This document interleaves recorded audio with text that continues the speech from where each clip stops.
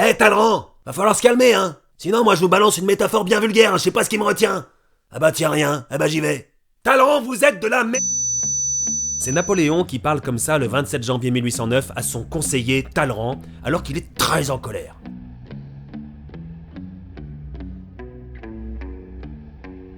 Talleyrand, c'est le type qui est toujours dans les bons coups. C'est vrai que je suis doué. J'ai d'abord été évêque, mais ça c'est parce que je pouvais pas être militaire à cause de mon pied beau. Mais franchement, la religion, je m'en tape.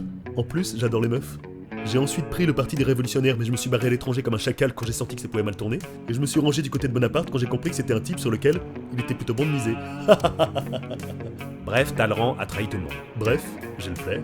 Effectivement, le coup d'état du 18 Brumaire en 8, vous aurez évidemment retrouvé vous-même, mais je précise qu'il s'agit du 9 novembre 1799, donc le coup d'état du 18 Brumaire en 8 met Bonaparte au pouvoir, et Talleyrand y participe activement.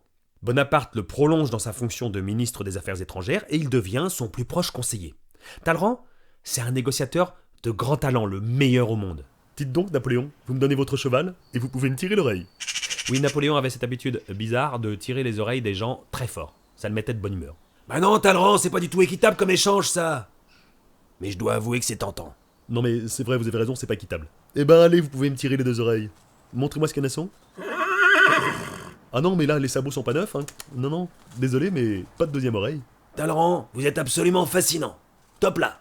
Bon, ne nous voilons pas la face, Talleyrand aime le pognon. Beaucoup.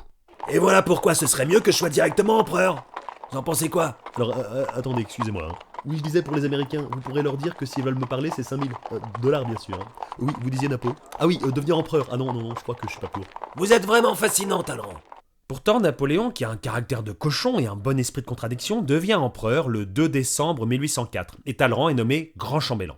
Et comme Napoléon est empereur, son grand kiff, c'est la conquête. Il veut tout conquérir. Il écoute de moins en moins Talleyrand, qui, lui, est pour un équilibre européen.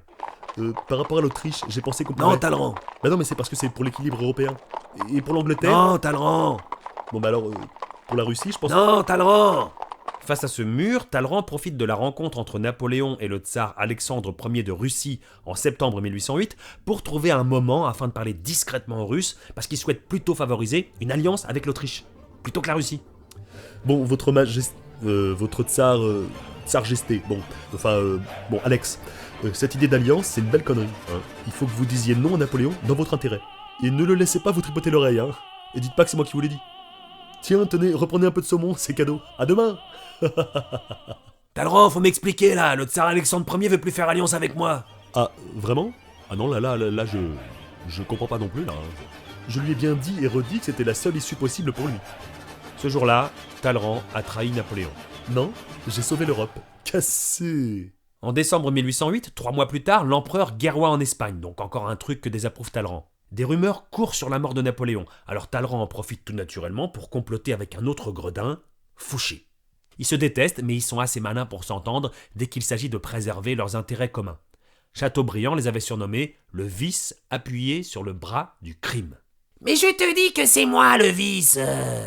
Enfin, j'ai tué des gens, j'ai condamné des innocents, j'ai mitraillé les Lyonnais. C'est pas vicieux, ça? Non, ça, c'est criminel. Ah oui, c'est vrai. C'est moi le vice, c'est toi le crime. C'est moi Fouché. C'est moi Talleyrand. C'est toi le vice. Et c'est toi le crime. Ah, je te déteste, Talleyrand. Moi aussi, je te déteste, Fouché.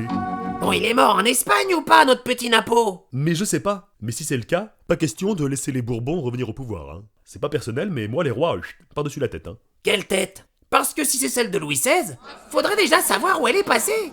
Ah oui, parce qu'il a été guillotiné. Oui. Humour de révolutionnaire. Ah, c'était le bon temps. Hein. Bon, on met qui à la place de Napo? Toi, moi? Ah non, les gens savent qu'on est des gros bâtards. Non, il faut mettre un type qui fera pas de vagues. Et qu'on pourra manipuler comme on veut. Voilà, on se comprend. J'adore te détester, Fouché. Je déteste t'adorer, Talleyrand. Allez, chin chin. T'irais pas nous chercher des curlis, tiens? Ouais. J'y vais. Salut Talleyrand. Ah, Napoléon, quelle bonne surprise, hein. Vous êtes pas mort. Enfin, je veux dire, vous amusez bien. Hein, j'ai pas bien entendu, mais... Ouais, je conquiers l'Europe, c'est la routine, quoi.